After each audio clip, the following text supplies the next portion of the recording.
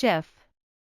شادية، الفنانة الكبيرة، ولدت باسم فاطمة أحمد كمال شاكر في 8 فبراير 1931 في منطقة الحلمية الجديدة بلقار 1. وقد اشتهرت في عالم الفن المصري بلقب داوعة السينما.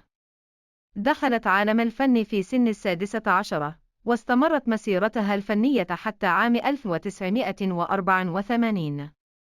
قدمت أكثر من 110 أفلام وأغنت مئات الأغاني. 2.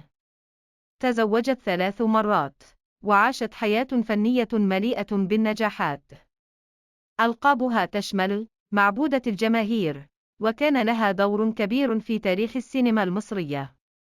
رغم أن الآراء تختلف حول من اختار لها اسم شادية، إلا أنها أصرت على هذا الاسم وأثبتت نفسها كواحدة من أبرز نجمات الدراما العربية الثلاثة.